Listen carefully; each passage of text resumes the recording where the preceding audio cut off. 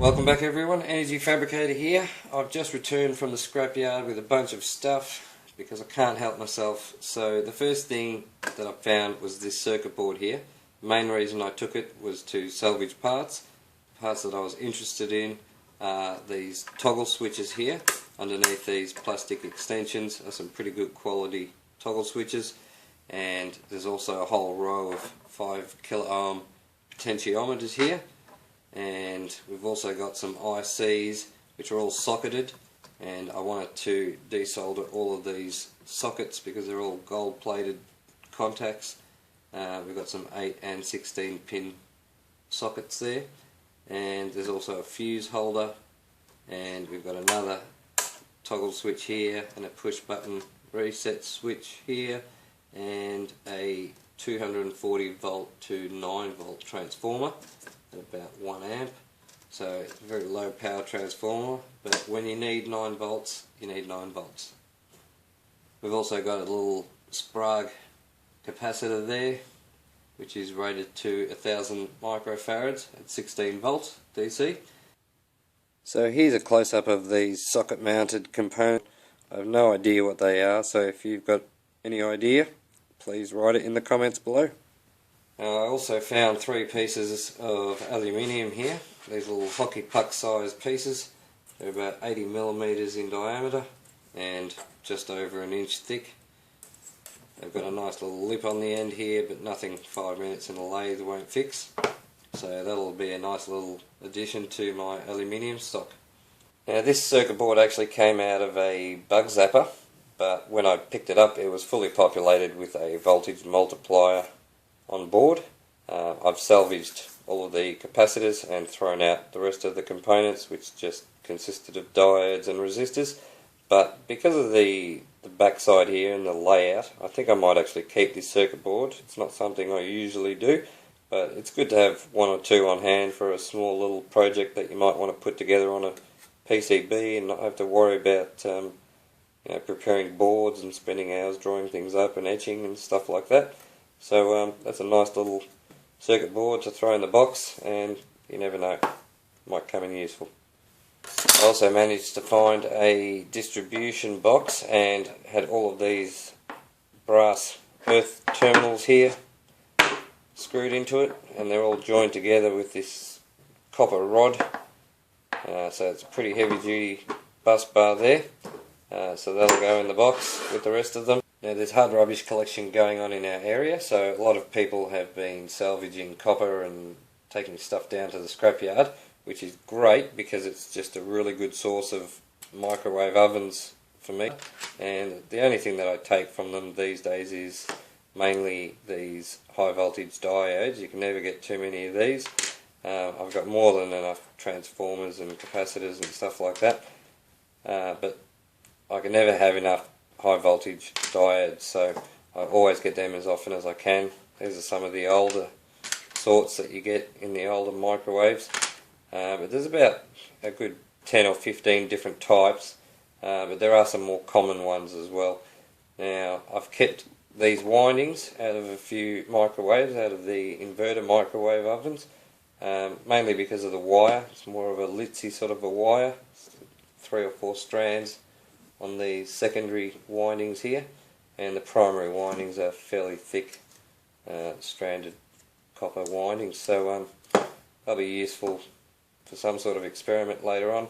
Now these things here, I don't know why I picked them up, but as you can see, just some sort of green plastic, slotted, got some mounting holes in there. So I've got a bucket full of plastic parts, random sort of plastic stuff, so I'll throw that in the box, and maybe one day they might find a project to become a part of. I've also got a couple of pieces of this red stretchy rubber material. Have no idea what that would have been for, but you never know when you need some flexible red rubber. So that'll go into the rubber box. Now I also found this little miniature ceramic feed through here, little high voltage feed through at just over ½ an inch tall. This thing has got to be the smallest ceramic feed through that I own. There were actually 4 on the unit, but one of them was damaged and the other ones were a bit too tricky to take out, so I didn't bother. If I got some more time next time, maybe I'll try for the other two, but I thought that was pretty cool. I also picked up a little handful of these pieces of brass tubing here. Never know what they'll come in handy for. Now, I also came across a box which had a bunch of photoelectric switches in it. This was one of them. It's a little Omron 12 to 24 volt switch, and it was brand new, still in the bag, all terminated and everything, so obviously I've taken that with me. I also found this box here in the same bin, and inside there's a couple more of these Omron photoelectric switches. These ones are much smaller little units, as you can see. So I've got two of them, again brand new, still in the box. So we've got photoelectric switches of all shapes and sizes. Now, I pick up contactors all the time. There's nothing special about them. They all do the same job. But one thing I haven't seen is Toshiba contactors. I have never seen a Toshiba contactor, and I've never salvaged one. And in one hit, I found 4 brand new Toshiba contactors still in the boxes. So I had to pick them up and take them home with me. They really sound like a good quality unit. These ones have all got the overload relays attached to them. They're all different with different current ratings. So here's a close-up of one of these contactors. As you can see, it's a fairly well built little unit. We've got the overload relay protection here. Yeah, so that's pretty cool. I've never had a Toshiba contactor. Now I've got 4 brand new ones straight out of the box. And I believe all these ones here are all panel mounting versions, and I've got one which is DIN rail mountable. I also found this in the same bin. Yes, it's a Mitsubishi AC servo motor, and I had a look on eBay, and these are going for about $150 to $200 a pop. And again, this is brand new, still got the tag attached. Still got the plastic sleeve on the shaft and the bubble wrap on the fittings on the end here. So just a bit of a wipe down with a damp rag, and that should be in as new condition. Doesn't look like it's taken a beating or anything, so I'm guessing that'll work just fine. Now, while we're talking about servo motors, I also found some aluminium boxes which contained a whole bunch of mechanical parts. And it seemed to be some sort of card reading device of some sort, but I was more concerned about what I could get out of it. Now, each one of them had a stepper motor inside, so I took them out. There's one of them there. Here's another one. Here's another one. And another one.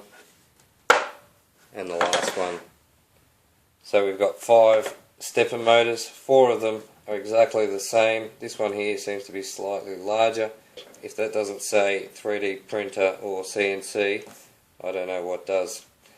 So I'm looking forward to getting these set up one day and running some sort of device, but until then they're just going in the box with the rest of them. Now, the last thing I found while I was down there was 3 lengths of earth cable, which are pre-terminated. A 6 gauge rated to 300 volts at 105 degrees Celsius, so the next time I need to strap an earth to something, I can use these. They're already terminated and ready to go. So now I've got to go and find a home for some of these parts here, and I better get started on desoldering some of the components off of this board here. So until next time, thanks for watching.